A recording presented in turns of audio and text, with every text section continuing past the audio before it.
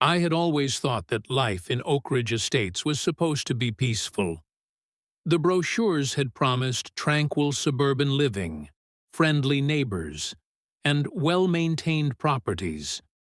What they didn't mention was that the neighborhood came with its own shadow government, the Homeowners Association, and that shadow government had a queen. Her name was Karen Whitmore. Karen wasn't the official HOA president.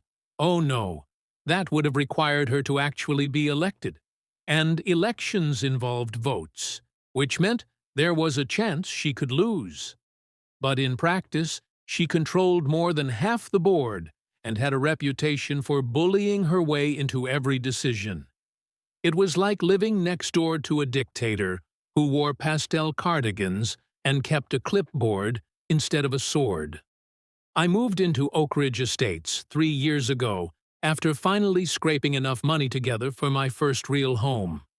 It was a small 2-story with white trim and, most importantly, a backyard.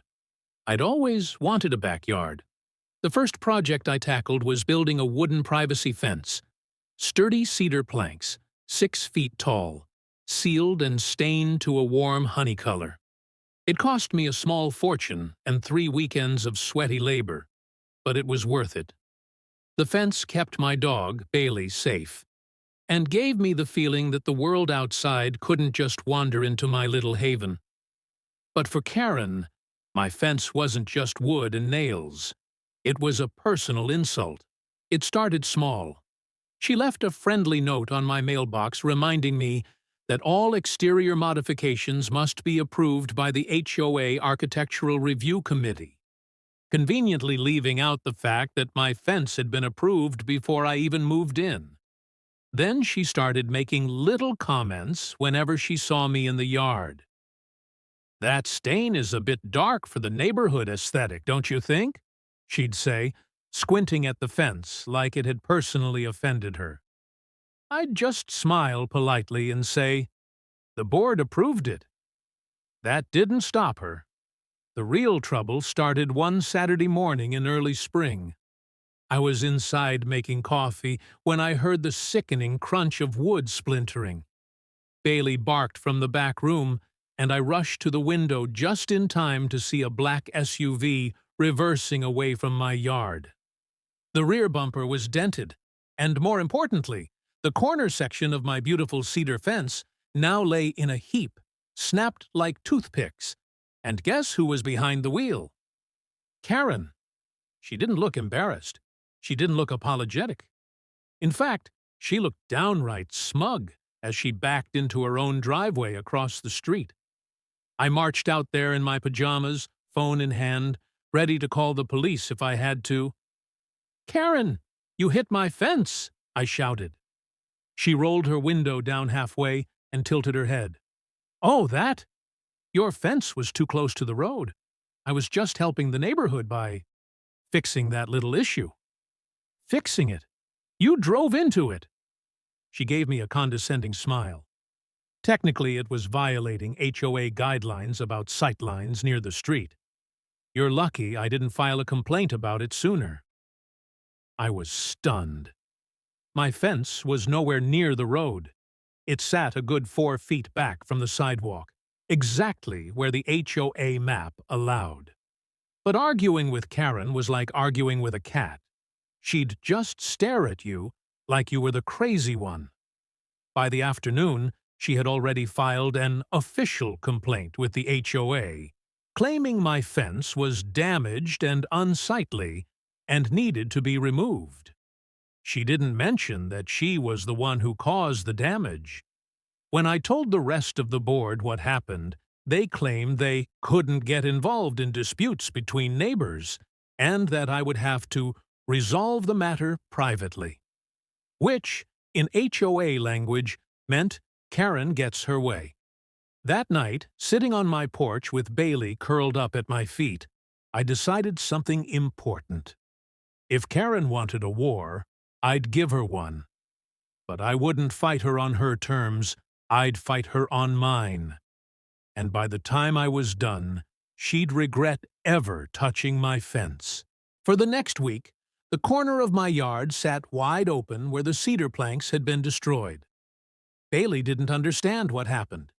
She'd sit at the gap, ears perked, watching the street like she was waiting for me to fix it. Every day I came home from work, there'd be some new petty little thing from Karen. A note in my mailbox about my trash cans being visible from the street. A passive-aggressive flyer about maintaining neighborhood harmony.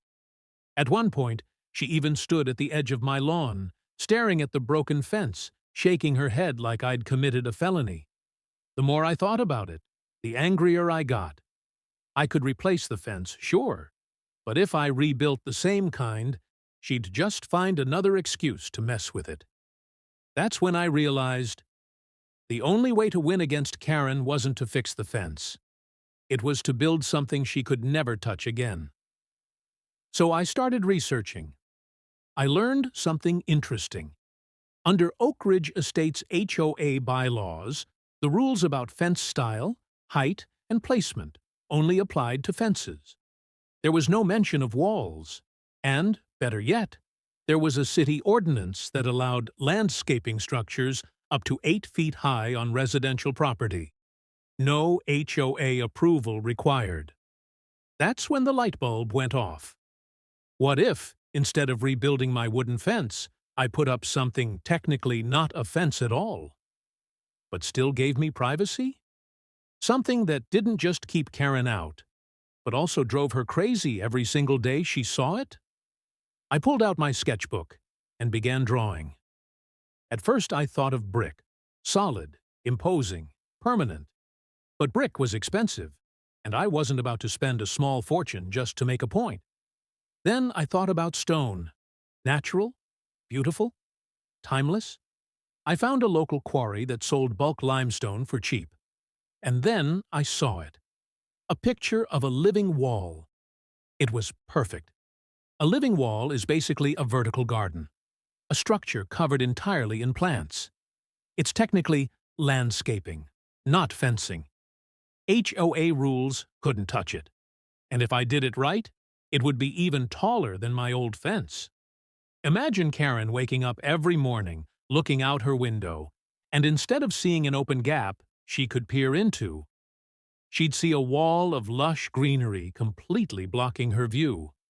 Better yet, I could fill it with plants she hated. I remembered she once complained about my lavender bushes attracting bees.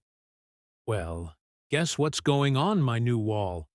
Lavender, and mint, and marigolds, and anything else with a strong smell that might just accidentally waft into her yard. I started collecting materials. The limestone blocks were delivered first.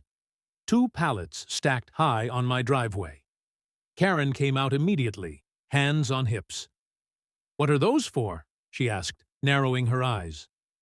"Just working on some landscaping," I said with my best innocent smile. "Landscaping? That looks like construction." "Landscaping," I repeated, nodding slowly. She didn't look convinced, but she couldn't stop me. Next came the wooden frame and galvanized wire mesh I'd used to hold the plants. I'd done enough reading to know that if I anchored the limestone base and built the vertical panels just right, I could make it look like a fancy garden feature while still functioning like a privacy wall. On Saturday morning, I started building. I worked from sunrise to sunset, music blasting from a portable speaker, Bailey supervising from a shady spot in the yard. By the end of the first day, the limestone base stood waist-high, solid and immovable. Karen must have peeked out her window 100 times, but she didn't say a word. Not yet. By the end of the second day, the frame for the vertical panels was up. That's when she finally lost it. She stormed across the street, clipboard in hand. "You can't build this! It's against HOA guidelines!" "It's not a fence," I said calmly. "It's a landscaping structure. Section 4, Paragraph 2 of the HOA bylaws. Want me to read it to you?" She blinked, thrown off by the fact that I actually knew the bylaws better than she did. "Well, it's unsightly. It's not even finished yet. You'll see." "Oh, I'll see. All right, she muttered, stomping away. Over the next week, I filled the panels with soil pouches and planted everything I'd picked out: lavender, mint, jasmine, and even a few climbing roses for good measure. I added a drip irrigation system so the plants would stay green year-round. The smell was heavenly, unless you were someone who hated bees, pollen, and fragrant herbs. By the time I was done, my landscaping wall was 8 feet tall, stretching the entire length of the damaged side of the yard. From my side, it looked like a private oasis. From her side, it was a wall of plants she despised. And there wasn't a single thing she could do about it. But little did I know, Karen wasn't about to give up.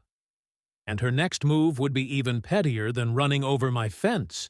For about 2 weeks after I finished the living wall, I enjoyed a rare sense of peace. Bailey could run the yard without me worrying about Karen staring from across the street. My mornings smelled like lavender instead of exhaust fumes. Even the neighborhood kids slowed down on their bikes to admire the wall's bright green, purple, and yellow flowers. Karen, however, did not admire it. The first sign that she was plotting something came on a Wednesday evening. I was out back grilling burgers when I heard faint spraying sounds. Not like a hose, more like an aerosol can. I peeked over the top of the limestone base and spotted Karen crouching on her side of the wall, holding a can of something and misting the lower plants. "Hey!" I yelled. "What do you think you're doing?" She jumped, dropped the can, and scurried back toward her driveway.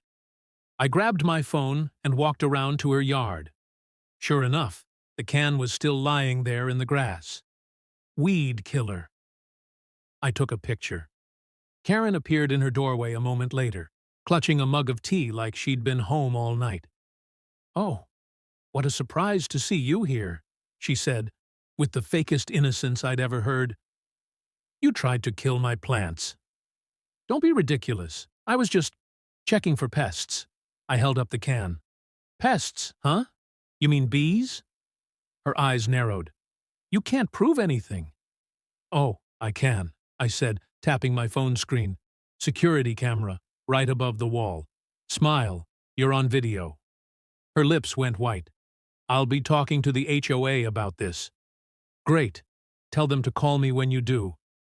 She stormed back inside, but I could almost hear the wheels turning in her head. Attack number 2. The noise campaign.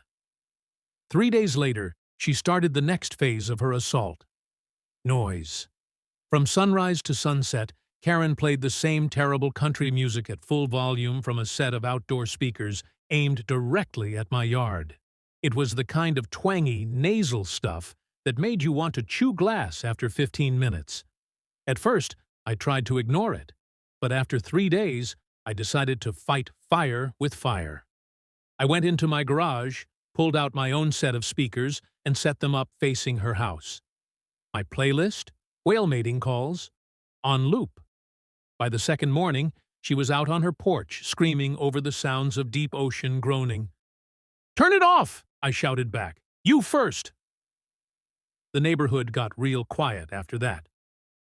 Attack number 3, the HOA letter. The following week, I received an official HOA letter. "Dear Mr. Carter," it read, "it has come to our attention that your landscaping wall may be harboring invasive plant species and attracting excessive wildlife.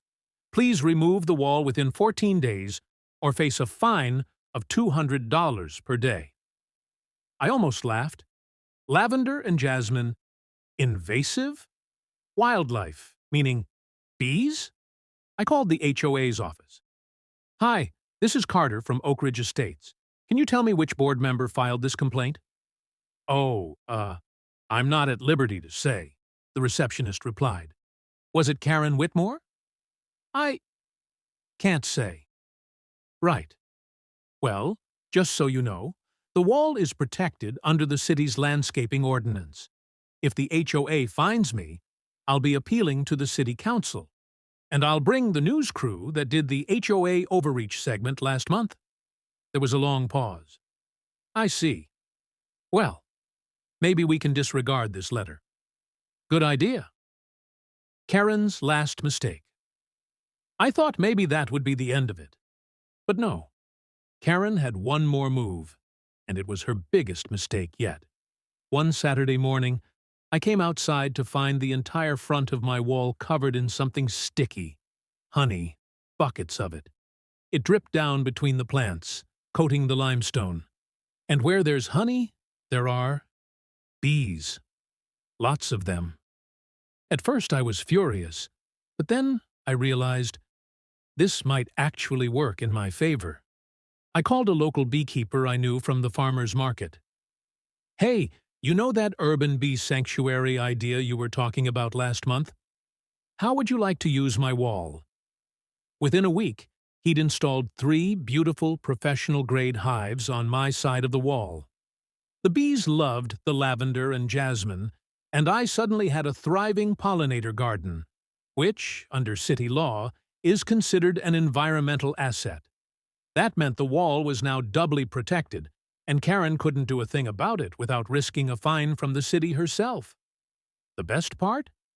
The hives were placed so the bee's flight path went right across her driveway. Karen didn't set foot near my yard again. But I wasn't done.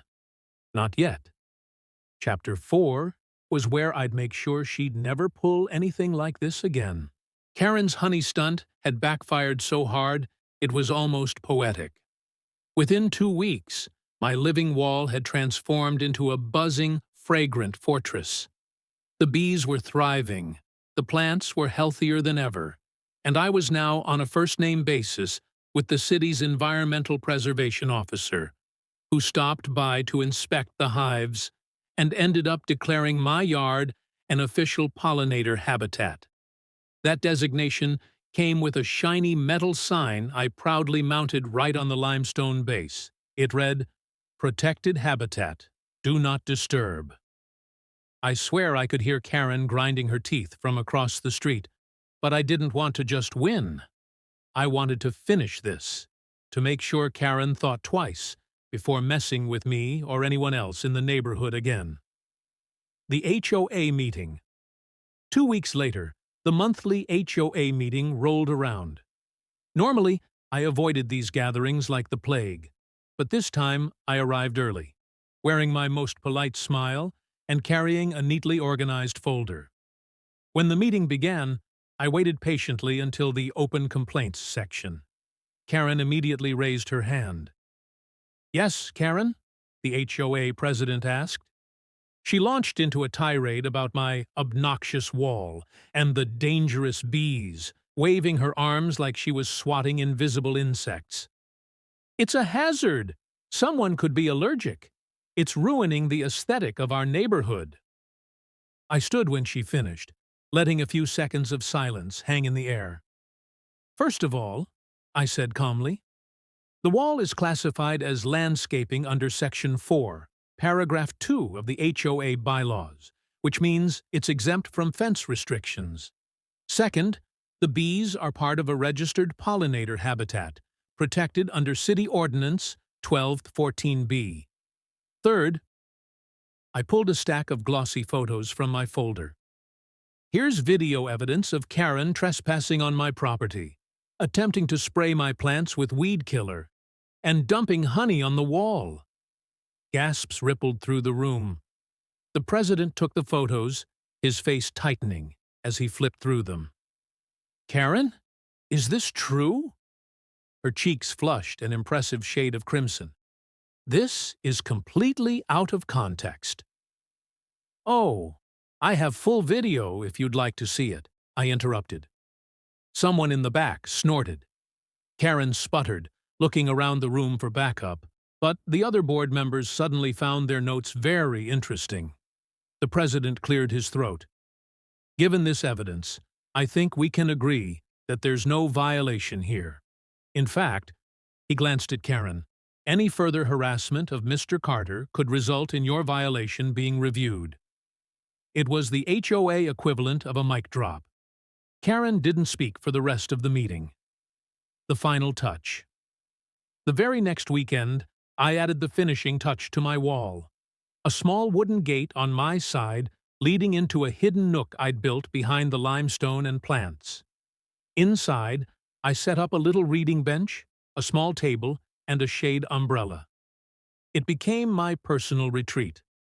Somewhere I could sip coffee, read, and enjoy the sound of bees happily working. To make the victory extra sweet, I donated a portion of the honey harvest to the local farmer's market under the label Fencebreaker Honey, complete with a cheeky logo of a bee buzzing past a broken wooden fence. Neighbors loved it.